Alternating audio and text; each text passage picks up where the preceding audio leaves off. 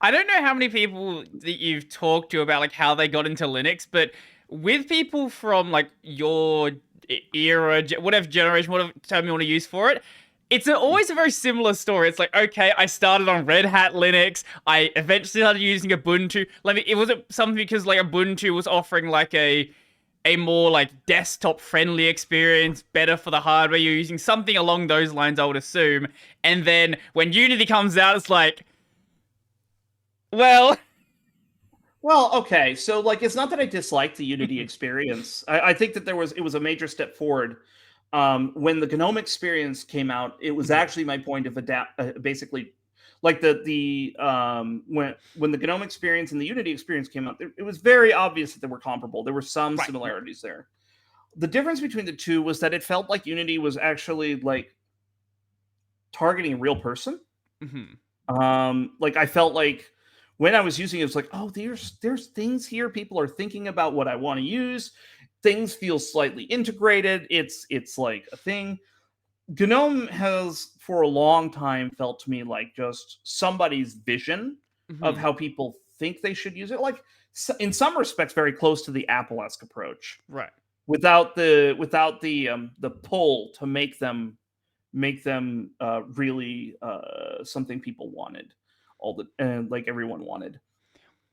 But I've bounced back and forth between, for example, KDE, XFC, Mate, GNOME, Cinnamon. I eventually settled onto KDE Plasma with Plasma towards the end of Plasma 4, and then into Plasma 5. I actually joined the Fedora KDE SIG just shortly after we started shipping Plasma 5, and sort of kind of by default took over the SIG because I was the last man standing on a lot of the stuff, so that sort of happened. Yeah. But like I used to use GNOME 2, and I really liked that experience back then. And when Ubuntu moved to Unity and Fedora moved to GNOME 3, well, GNOME didn't stay on my computers for very long, and because it was not complete, right, and it was a very painful experience. But Unity, while the reason I essentially stopped using Ubuntu over it wasn't because I disliked the Unity experience per se. I thought it was great.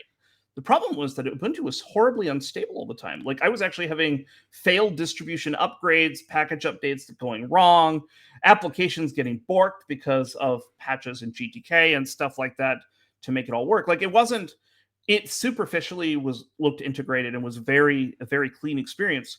But when you started putting things into it, it started like falling apart very quickly. And it was just not something I wanted to tolerate all the time.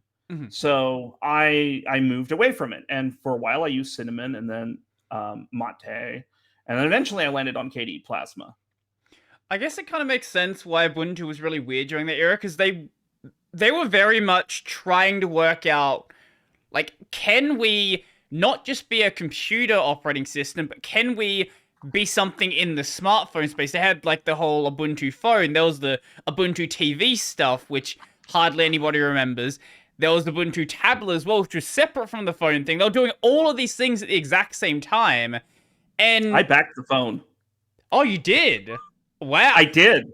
Why? Because that phone was nonsense. It had. I've read the specs. The specs are literally nonsense. They don't make any sense. I backed the phone because back then I was actually I was a telecom wonk back then, and I was really in the cellular and mobile space. But I also wanted to see something more aligned to what I cared about. Yeah. And Ubuntu Touch was something that I was excited about. And Mark Shuttleworth put up that, I think it was an Indiegogo, or it was an Indiegogo. Yes. Yeah, and I backed it. No, I get it. It sounds really cool. Yeah, I backed it, and then they didn't, but they gave me my money back, which was like, oh, okay, well, that's fine. I mean, this is in contrast with another one that I backed a few years later, where I still haven't gotten my money back, and I have no anything, and I just, oh man, and I backed way more money for that one. I've talked about this before, but I just need to remind people just how ridiculous the Ubuntu Edge phone was. It was such a cool concept. Yeah. So the iPhone 5, 1 gig of RAM, Samsung Galaxy S4, 2 gigs, Ubuntu Edge, 4 gigs. Okay. Galaxy S4, 16 gigs of storage, iPhone 5, 64, Ubuntu Edge, 128 gigs. It Those had are not crazy today, but 10 years ago, they were nuts. yeah, especially the 128 gig internal storage. The screen wasn't that crazy. The screen was actually a lower res than what the S4 had at the time. That was a 1080p screen. This was only going to be Well, 720. to be fair, Samsung manufactures their own displays, and they were That's keeping fair. all the best stuff for themselves back then. That is absolutely fair, yes. The rest of it is all totally normal. Stereo speaker, though. I wish more phones had those. I still don't know a phone that has a stereo speaker. There was a couple of HTC phones that came out like years back, but I don't know why it never became standard.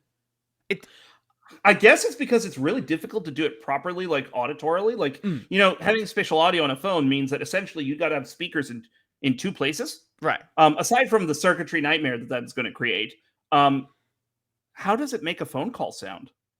How does it make like there's a lot of times they reuse the speaker that's used for phone calls. I would assume you just swap it into mono for a phone call. You just cut off one of the speakers. That would make sense, but some people be crazy.